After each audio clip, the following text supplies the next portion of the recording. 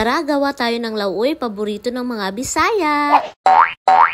Tapos na ngang magayak si Daddy sa lulutuin kong lauoy. At eto, naglagay na ako ng tubig sa kaldero. Nilalagay ko na nga pala dito ang taro. Tapos papakuluan ko ito hanggang sa lumambot. Pag malambot na yung taro, ilalagay ko naman dito yung tanglad, dinikdik na luya, bawang at saka kamatis. At ang pinakasikretong sangkap dito ay itong corn kernels. At magdadagdag na rin ako dito ng asin. Hahalu-haluin ko lang ng konti, saka ako papakuluan para maluto naman yung corn kernels. Nang saktong lutong-luto na ito, idadagdag ko naman itong hinimay kong piniritong isda at saka itong hiniwang kalabasa. Papakuluan ko ito ulit at hihintayin kong lumambot ng konti itong kalabasa. Pag medyo malambot na ito, pwede na nating idagdag yung talong at saka patola. Papakuluan lang natin to for 2 minutes at pagkatapos pwede na nating ilagay yung okra. Maghintay lang tayo ng 1 minuto tsaka natin ilalagay itong alugbati. Hahalu-haluin lang natin ito ng konti and after 30 seconds, voila!